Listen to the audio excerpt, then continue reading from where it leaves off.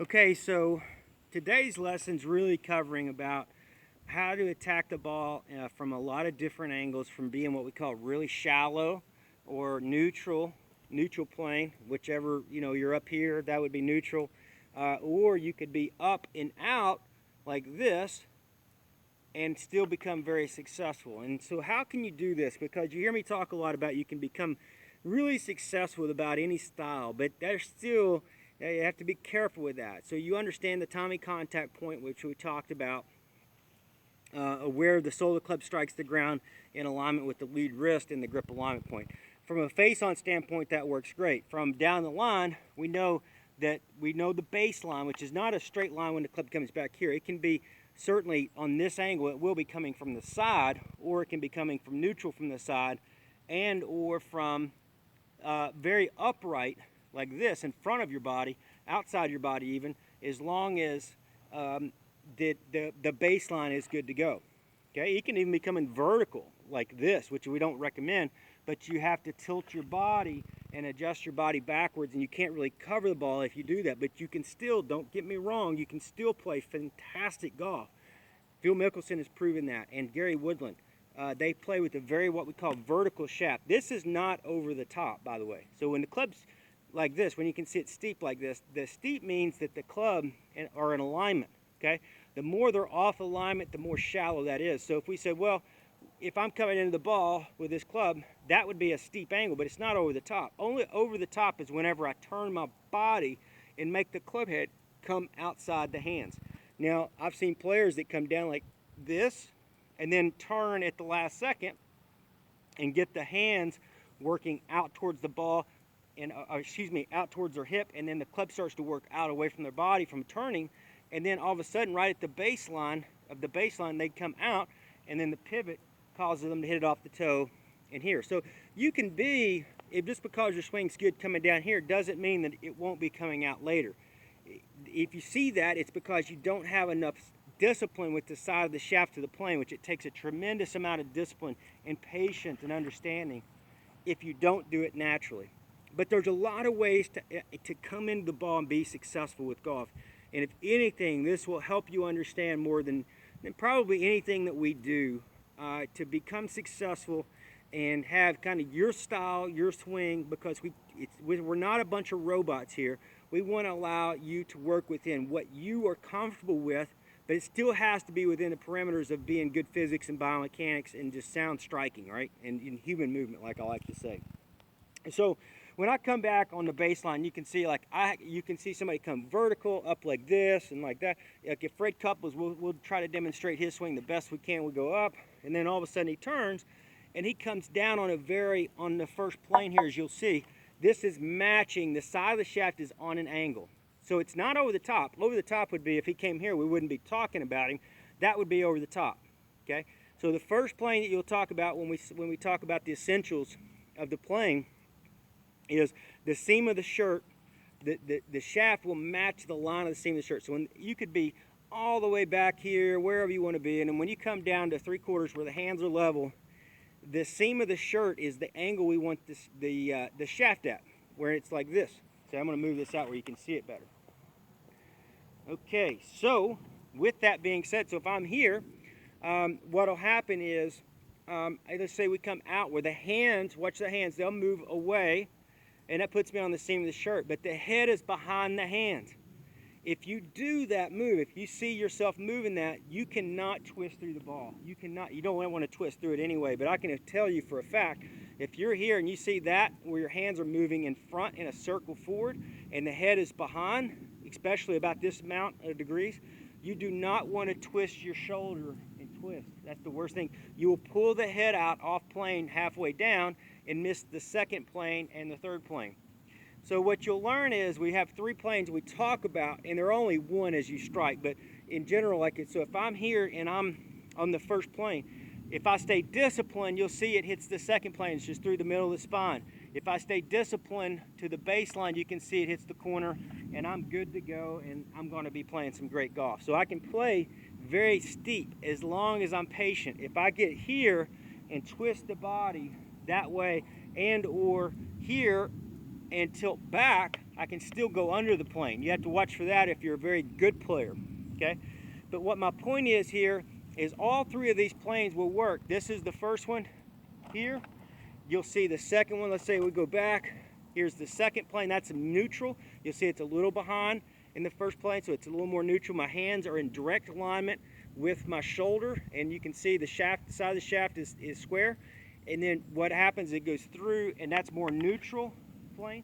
And then you've got the third plane, which is where you would see somebody like where it drops the club, very shallow, and it matches up on this baseline here.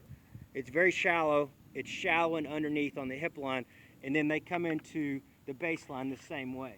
Okay, so it's attacking overall from a shallow angle, but in general, this would work as long as you're patient to the plane.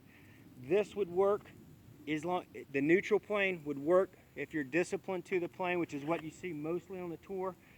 And then you've got where the club can reroute and go shallow and then work that way. This one will not work very well out of the rough, if at all. That's why Sergio tried to get his club a little more steeper in the downswing. You have less rotation. The more it's under here, you got to realize you always have to have collection of energy at the side of the shaft. But if it's under here, I can't. If I just swing out, if I just went like that, I'm off plane. The handle's too high. I'm dead. So what happens? These guys get in here and then they tip the side of the shaft over. They typically rotate their body more to compensate for the movement of the shaft. Okay. My point is within this is you need to study which one you are. Most people are steep, but when I say they're steep like this. They cast the club like that. They'll see it. Their body's very steep as well, like this. They don't have any incline, so they go like that. Okay, and then what happens is they're flicking the club and stopping the body. So if you see that and you're a steep player, the best thing you can do is to feel, you may have to feel back here like this in your training. And then in reality, you may only see it change to here.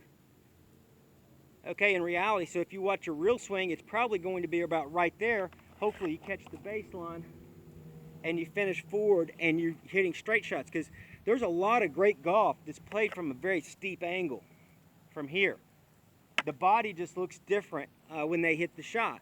This player here typically is not going to look the same as this player coming through the ball. Okay, so without confusion, I'm going to pull this baseline out of here. I'm going to show you a few different ways if I'm set up over the shot. If I pull that club inside like this, if you're an inside player, I don't recommend that. That's why we work on zone 1 and 2 and build your swing in 5 and 10 yard increments. But if you're a player that is that's just where you go. You bend your wrist sideways like this, all right? Or you roll it, whichever one. When you come around, you have some space to come out and over and catch one of the three planes, okay? So you'll see players that go inside, they'll typically come up, the hands will start to work out, and then they'll come back down and hopefully maintain discipline of the club. Nancy Lopez did that, Raymond Floyd did that, Sam Snead did that. A lot of great players. Because you're inside does not mean you can't play. But if you go way inside, your hands will have to come up and circle, and don't come out. Just wherever, when you come out and over like this, keep discipline of the head behind the shaft here, and really start to understand the side of the shaft. So if you're here, if you watch the side of the shaft, that would be open, regardless if I'm at the top. This would be, if this shaft is pointing up at the top of the swing like that, that would be closed, so you can see how it's coming. Even if it's on plane, the shaft is pointing down to the ground. The side of the shaft, it'll change as you go through, but if you watch here, the side of the shaft is pointing at an angle like this, not up. It's in between here, in between being vertical at the sky, and also rolled open towards my right ear when I'm set up. So it's about 45 from there. So when it comes down, it stays at that angle away from me between those two. Again, it's between here, that's closed with the shaft, and that's rolled all the way open as much as I can, which is pointing kind of down and around. We want at that angle, again, staying at that 45. We keep that 45 no matter whether I'm on this plane, or this plane. And if I do that, regardless of this plane, and this plane, the shaft then does not have to, you don't have to roll the hands. That's the number one thing we have to teach players to do to be able to become successful, in my opinion. We have to be able to get them to, when they start the club down, we know players are going to play steep. We know players are going to play flat. We know players are going to play with open and across the line and laid off. We can't really do much with that. But what we can do is when they start that club down, get those angles right, okay? This is what it should look like coming down. But you can see on all these planes right here, if you look, this is a flatter plane. That's a neutral plane, okay? And then this would be a steeper plane, more upright plane, but the shaft never changed. So if you look, I never tilted the shaft one way or more than another. So that's a flat shaft, that's a steeper shaft right there. That's over the top right here.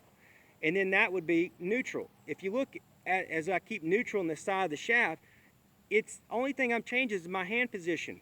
So when I come up, if I go up and around and over, if I get the side of the shaft right, I get to come back down on the steeper plane and I'm good to go. If I come up vertical like that, roll the shaft open, and then like Fred Couples, he kind of comes up and really lazy, and then he starts to turn, and he'll get the shaft coming back down the side of the shaft again on the same steep plane. But again, it's going to deliver into a straight line without a lot of hand action. And you can, even though he flicks it, he can, because again, when he comes down, even though he's on a steep hand action, the hands are more in front, but the side of the shaft's right. So he can flick at it and hit it right where he wants to go, okay? If he had the side of the shaft up here and it was rolled back and he just let it fall down, it would fall down wide open, and or vice versa. If he had it right here shut, he'd be dead. The club would get toe heavy into the ground. That's why the angle of the shaft, the side of the shaft, which you'll learn through this program, is most important with your downswing playing, how you get it, because it will eliminate that, the ability to, when you get down here by the ball, trying to rotate the forearms or rotate the wrist and doing all this stuff. If you get it right, it literally just falls on to the ball, and you can use your energy. So I could be from here, I can be here, and I can be here and strike the ball the same way every single time. You may have different trajectories off of these planes like we know about. There might be more of an advantage out of the rough with steeper. Neutral, in my opinion, is the best, but it does not matter. Shallow is very weak out of the rough, but you can drive the ball really well. You can be a really good ball striker, as Ben Hogan has shown, and Sergio Garcia and so forth. It has nothing to do with like angle and lag and all that. That's irrelevant, okay? I just want to show you and be really the kind of the first instructor to really come on a limb and say, you've got these variable angles of attack that you can play fantastic golf from. You can come from across the line, here, as long as you recover, okay, as long as you recover to getting the side of the shaft. And let's just say, well, I'm even steeper and I'm like this. That's fine as long as you learn how to get to the baseline. You may have to bend and adjust your body, but I can tell you, if you're here and you pull the baseline across, you may whiff the golf ball and you'll hit everything off the toe and it'll be very weak.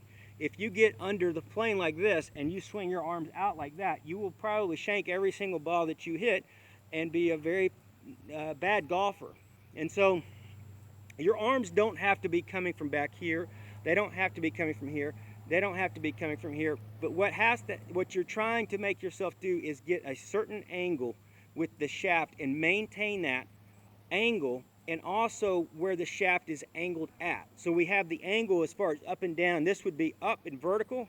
We have a slight tilt this way and bend this way. And then the rotation of that. What is the rotation of that? And it's neutral, okay?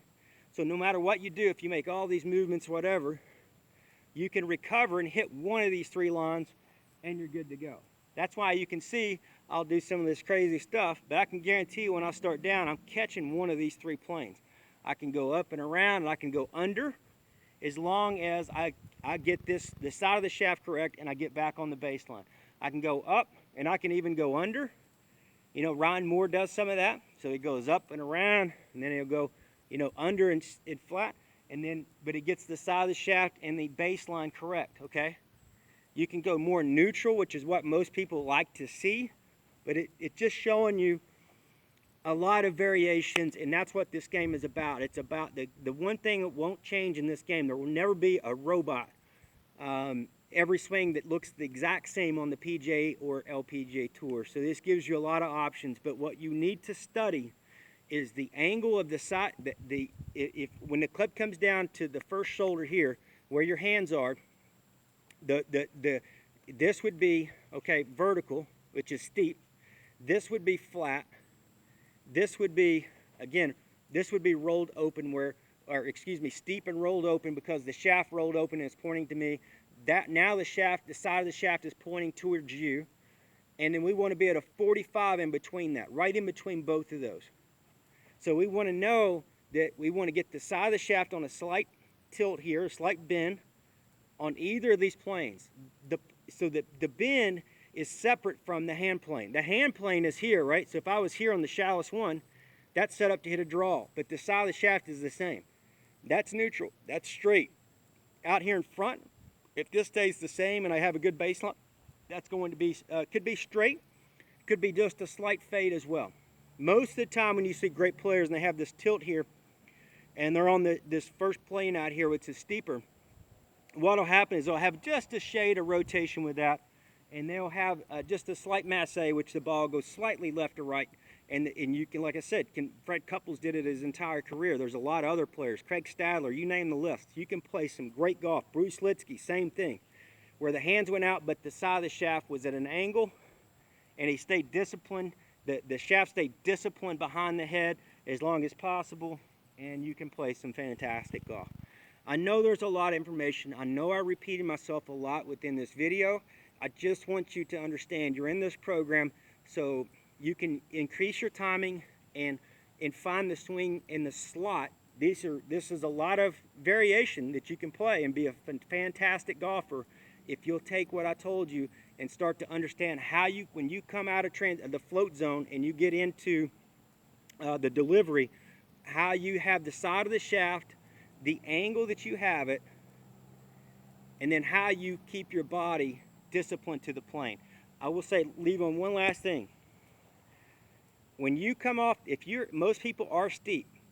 If you're steep like this and you have you've got the side of the shaft angled correctly and on the right tilt and bend here, like we see here, you cannot twist your head and your body to the left and expect good results. You have to be slower and don't try to get your hips open, don't try to do anything.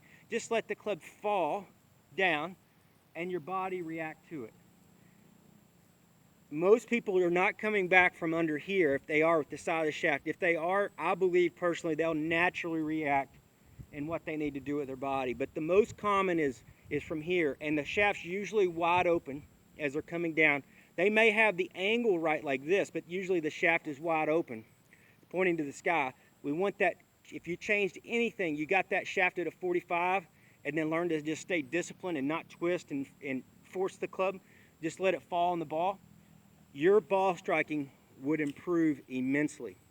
That's also the same as if I'm doing short swing. So if I take a short swing here, same thing.